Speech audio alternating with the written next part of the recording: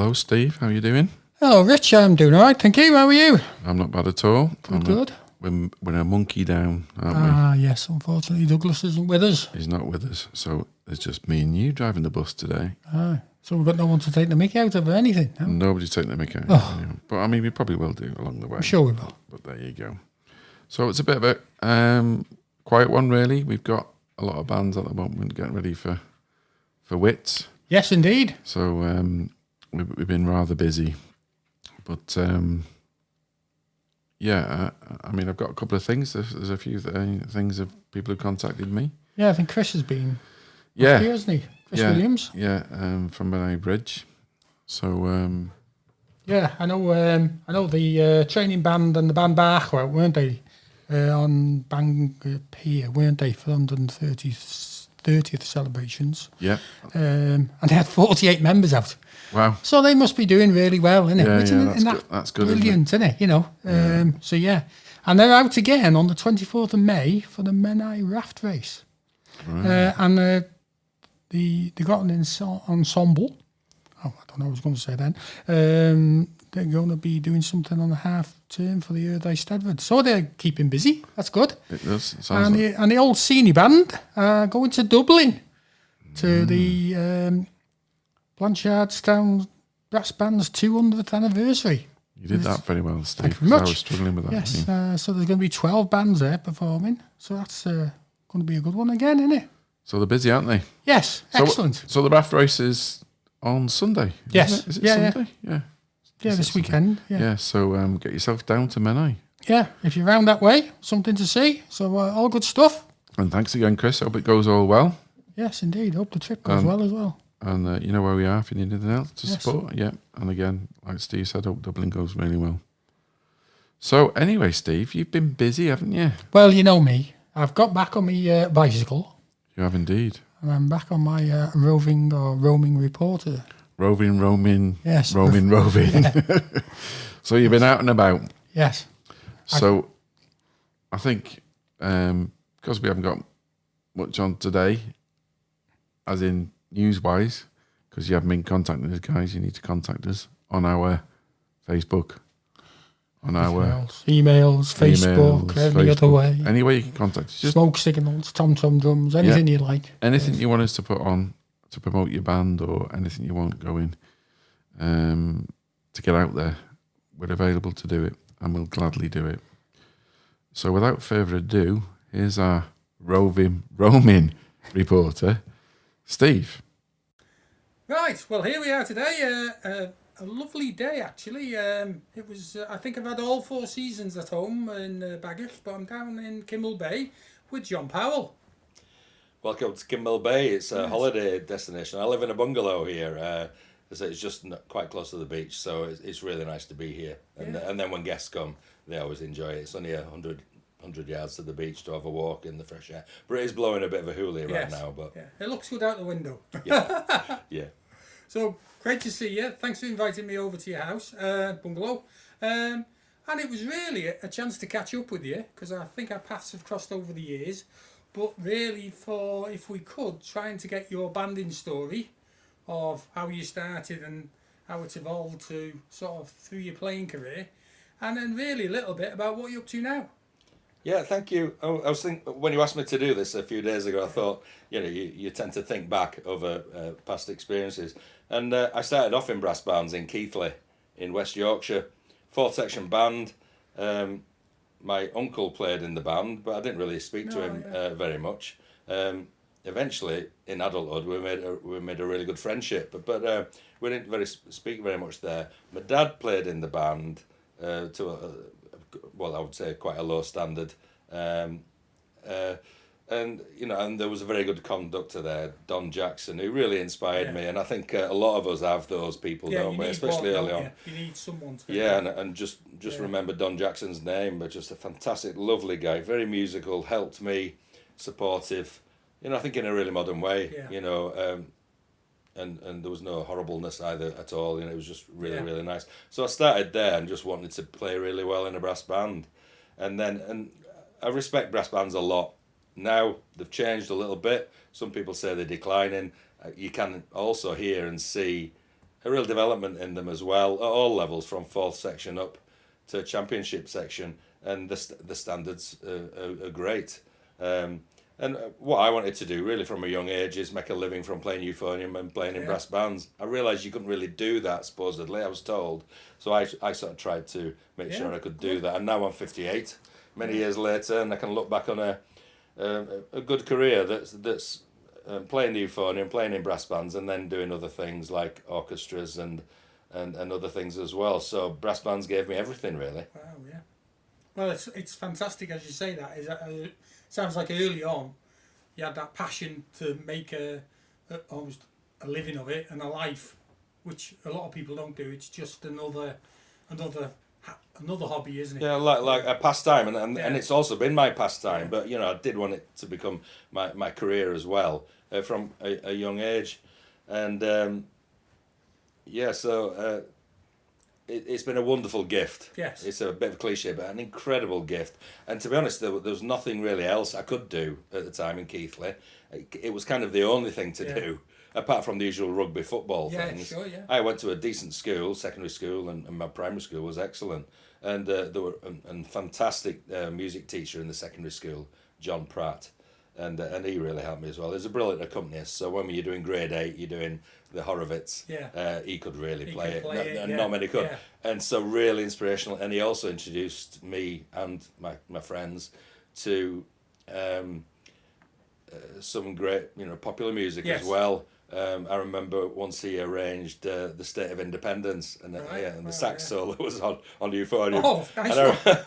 And if you're interested, I remember when it came to the performance, he wanted me to play it from memory so I could be cool. So I had some cool clothes on, I thought, and I thought, well, I can't do this, so I stuck the notes of the solo onto my bell. And when it got to the stage, the lighting was low, I couldn't read it, and my eyes were going like bug-eyed to try to read it. So I just played it and kind of made it up. So that was a bit of an introduction to lighter music, you could say, and also trying to improvise, which I can't really do now. No. But John Pratt was a great guy. He introduced, in secondary school, there are not many secondary schools who have that kind of music teacher. I'm sure there's many that are good, but there's not many that have that expertise and also the ability to inspire a youngster. And I think maybe that's lost a little bit sometimes in schools presently with the way music services are going. But I've left that behind me now. I don't teach anymore. I taught for 30 years, but now I don't. I'm leaving that to other people. Yes. That's enough, I think, 30 years, isn't it? Yeah. Yeah, I enjoyed it. I got some great kids, and now there's some students coming up to now in the mid-20s, 30s. One of them came up to me last week at my children's football match, and I used to teach him when he was 10, and now he's in the Marines. Wow. And then I've got 3 other students who are actually in the Marines military band. So I'm glad I've influenced some people like that. It makes the teaching side worthwhile. And then it's great if a player gets good and they've got a bit of a twinkle in their eye regarding doing it as a profession when they go into the military or as a military bandsman. I get really excited about that. That gives me my greatest achievement, really. Sure.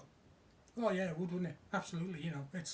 It's one of the things. If you can inspire someone else to pick it up and grab the gauntlet and carry on, it is amazing, isn't it? Especially when you see them years later.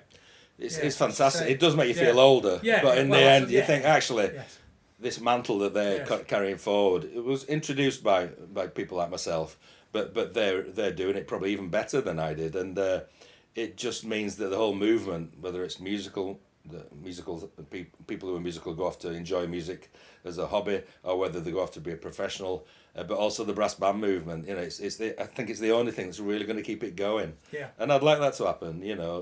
I think we all want a legacy. If we've spent all our lives doing something, we want to leave a legacy, don't we? Yes. No matter what it is. I suppose I've had a tiny contribution to that legacy, but we all do it, don't we? Yeah. And listeners on your podcast, I would have thought they want to leave a legacy, whether it's helping another kid or improving the movement or whatever else. It's really important. There's a lot of people doing it. People like yourself in doing this. There's a lot of people it's a good thing to do. Yeah, so it's all good stuff. So you got through high school. So what did you do then? Well, I tried sixth form and I couldn't handle it. just being a teenager, I couldn't really hack it. Yeah. A bit lazy as well, right? And all I wanted to do was play the euphonium, and I couldn't really do anything else, and I didn't want to do anything else. So I went to Huddersfield Technical College when I was about 19, a year later than I would have normally gone. And so some great people there, Nicholas Childs, Philip McCann, Alan Jenkins, who was, I think, the leader, the chairman, or whatever the term was. And it was in Huddersfield. Great setup, introduced me to lots of different music. Brilliant, actually. You know, only sort of A-level standard, but in the end, you know, also joined, you know, it's very good. Yeah. Did Fiddler on the Roof, for example. I was a bottle dancer in Fiddler on the Roof, and that's just... As you do. Yeah, I mean, and now, funnily enough, those skills that I learned back then, and I did struggle with it, I had to have a hat on, and I had to have a bottle on my head, because I couldn't dance very well. There was Velcro on the bottle. Keep it on, and so my bottle was on a slant, and people laughed about it, never fell off, even though I did this Jewish klezmer style dance. So, but did loads of things like that, you know, some Baroque music and things, and things. It was fantastic, really. I do wonder if there is a technical college level music thing that does things like that. Maybe there is. I'm sure there is. Sure there was something at Rosendale and with Richard Evans years ago. But played for Sellers Band with Philip McCann conducting. Did very well. We went from third section up to championship section within a very short period of time. Prior it was called Techol. So the band played very well and did some great recordings, commercial recordings as well. And did some great entertainment contests, some beautiful performances of some great test pieces. Contest music and resurgam, pageantry, things like that. You know, and as a 19, 20-year-old, it was a great experience. And of course, Philip McCann is a very high standard as a trainer and player, and I learnt a lot from him. So a little story: we went to an entertainment contest, and with Sellers, and we got there. It was down south somewhere, Cheltenham or somewhere like that, Milton Keynes, I think it was, and. When we got there, Thomas Wiest was playing tuba. Actually, we talked about him earlier. We got there. We were just about to get off the bus, and the boot wouldn't open. Oh no! And so I think if I remember this correctly, Thomas was going to go off and get a crowbar. Oh yeah, he was opening it, whatever. Yeah. Yeah, and because all the instruments were there, and even the pads were in there, and the music stands. People say, "Well, we can borrow some instruments. We can do this, that, and the other." We'd come all that way, and in the end, when the driver saw somebody was going to wrench it open, he drove off and left us there. So all the band were left on the path outside the contest venue. Oh dear! So I don't know if anybody else remembers that, but I always thought it was funny. I don't remember what we did in the end. I think we eventually opened the bit. The driver came back. He was going to leave us there. Yes, well, in panic. He came back and eventually opened the thing, and we went on and did the contest. So that was a great starting point for me. Really good. But I had a bereavement at the time, so that made it a bit difficult. But once I'd done all those things, I moved up to Cathedral Les Glasgow, which now is called the Cooperation Band. So I had a great nearly 2 years up there, and we won the Nationals in 1990. So that was the initial, you know, from starting off in Keith Band up into, winning the Nationals at the age of sort of 21. So I'm very proud of that. And I always brag about it, which is a bit boring to people, but... it's bragging rights with that one. I do remember a photo of you in the bandsman as well. Was that just before that, year before? Yeah, it was just in between. Yes, it was, because Sellers were the first band to play in the British Open, because Philip, of course, had him out of it very well. And he we did the Grand Shield with Unvida Matalo, one of my favourites. And then he... basically, we're on his second section then, I think. And so we were the first sort of lower section band to get into the Open. And we played in the Open. I think we came relatively high up. We didn't win or anything. But so that was a great push upwards for my career, to play principal euphonium in a good band. But that article is brilliant, actually, because they're absolute legends of euphonium playing, all pictured with a thing, and there's my young name there. I was so proud at the time, and I saw it recently, and I thought, wow, I mean, that is a good thing. But all the greats were there, Yeah, yeah. and then just to be added to that Wonderful, illustrious isn't it? list is one of my Yes. proudest things. And after that, I go off to try and. I was up in Glasgow, and I had a great 2 years there. Brilliant 2 years with Howard Snell, Yes. one of the absolute greatest, if not the greatest. And then after that, I decided to go to the Royal Northern College of Music and just push my education that little bit higher. Sure. So got a 2-1 honours degree there and 2 professional performance Yeah. diplomas. So that's a long time ago now. Yes, so I've tried to do yeah. something with it. Yeah, but what a playing-wise. foundation. That's a broad brush as well, isn't it? It's not just focused on one thing. It was a fantastic foundation, and lucky because I come from my family are immigrants from the Second World War, and so we lived. My dad left us when we were young, so we didn't really have too much. So No, to do that, big, massive, isn't it? and given that opportunity Yeah. from brilliant places.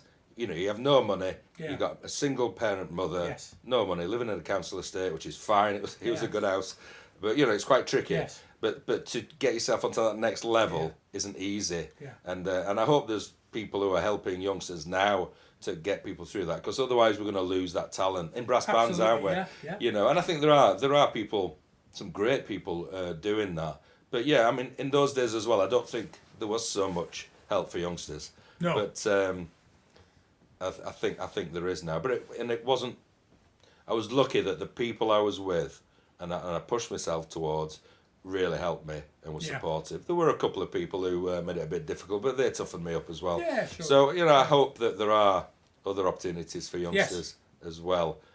So then after Cedar Glasgow, went to the Royal Northern, did pretty well there, and that was another level up again. Very difficult, and also we were actually the first brass band students to be invited, on the brass band course in 1990. Sure. Yeah. And so we were groundbreakers, really. It was a bit tricky. There was a dozen of us. Yeah. But we had to fight the system at the Royal Northern as well. There was a little bit of prejudice, maybe, regarding our background. Yeah, sure. Our brass Difference, band innit? background, as well as economic background. Yeah. And maybe our accents as well. Yes. Not many people there talked like some Yorkshire guy.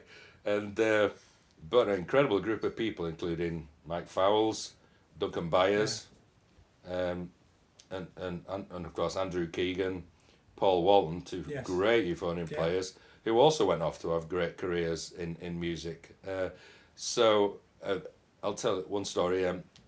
Howard, Mr. Snell, we did a 2-hour session, once or twice a week in his office, and because the course was new, nobody really knew exactly what we were going to study. It's a 4-year course. And then it eventually ended up we just did the normal course that everybody else did. Sure. With heavy influence with brass bands and euphonium soloists and ensembles. And then we just sat around and listened to him and talked about what we were going to do. And they were just incredible, just his insight into making a living from playing was just totally awe-inspiring. And then, of course, that gave me the idea that I wanted to set up a group. Yes. Which I've set up a number of groups, and then that's what I built my career on. Yeah. So that high profile, I think, high level chamber music playing comes from his his push. Yeah. And what a push! The best. Yeah. How lucky am I? From a poor working class immigrant family. Yeah. And then I could, to build, and I don't think I spent too much either. Yeah. I didn't have any money to pay for the course. Yeah. So I got a discretionary award, and I had to work quite hard in pubs and things to pay for it. But just incredible opportunity for anybody, including somebody from perhaps a poorer background. Yes. Yeah, absolutely amazing, really. Yes, all in all, good. Well, that's the end of part 1 of the recording with John. Hope that you'll all listen to us in a fortnight's time when we'll hopefully have part 2. Yeah, well done, Steve. Thank you very much. You get your roving reporter, roaming badge. Is that like a Blue Peter badge, but better? Yeah, I'll have to make an official presentation. Super. So that's it for now, guys. Because like I said, we're mad busy at the moment, practicing, and we're never at home. Never got time to do these stuff, have we? No. So it's great that Steve went out and did that, and I look forward to hearing the second part. So it's a bye from me. It's a bye from me too.